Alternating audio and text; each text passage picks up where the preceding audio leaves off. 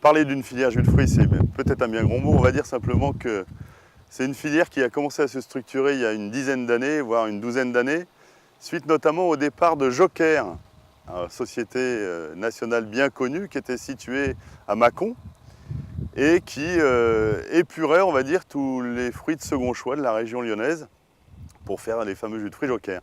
Et il y a une dizaine d'années, ils ont délocalisé en Russie. Et moi, j'ai souvent été l'interlocuteur de cette société-là, parce qu'on faisait des regroupements chez moi lorsqu'il y avait des années malheureuses en grêle ou non-qualité.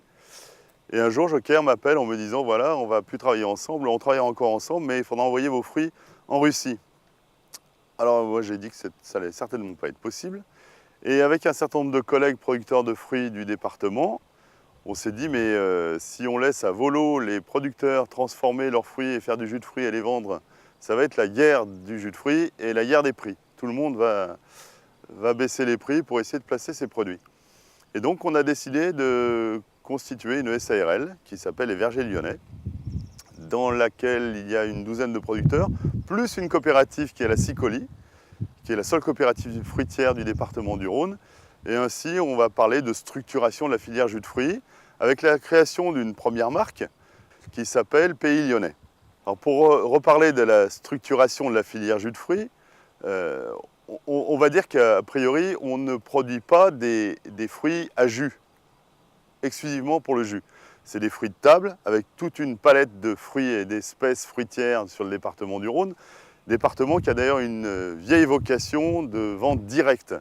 Et depuis des décennies, voire des siècles, on est habitué à nourrir les Lyonnais et la région lyonnaise avec les produits tout aussi diversifiés, y compris dans les autres productions que la filière fruits. Donc partant des fraises, framboises, cerises, pêches, pommes, poires, voilà tous nos agriculteurs qui très souvent vont sur les marchés lyonnais, ouvrent des points de vente à la ferme, voire des points de vente collectifs. Et puis aujourd'hui, il y a même d'autres nouvelles formes de structuration pour aller vers des circuits appelés circuits courts.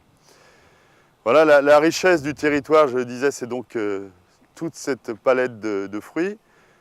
Donc dans le Rhône, aujourd'hui, c'est environ 700 producteurs qui transforment en jus de fruits, voire qui font transformer, puisqu'il y a un seul producteur dans le département qui est équipé de son unité de transformation. Sinon, il y a 2 prestataires de services qui sont situés en bordure du Rhône, côté Loire, qui transforment donc à façon pour l'ensemble des producteurs. Donc tous nos jus de fruits du département sont des jus de fruits entièrement naturels, des jus de fruits naturellement gorgés de sucre issus de nos fruits. C'est pressé artisanalement à froid, puis décanté et pasteurisé qui permet la conservation.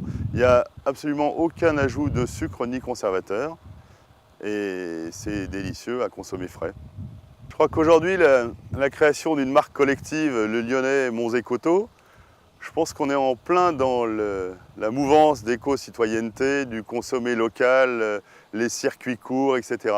Aujourd'hui, non seulement c'est la création d'un lien de tous les acteurs économiques d'un territoire donné, le Lyonnais, avec les consommateurs locaux, mais c'est aussi répondre à cette mouvance éco-citoyenne qui est le consommer local. Je pense que la dynamique qui s'est créée autour de la marque collective est encore insuffisante, mais tout le monde y travaille, tout le monde y met du sien, et si on valorise chacun nos produits, je pense qu'elle aboutira à de belles et grandes choses dans les années à venir.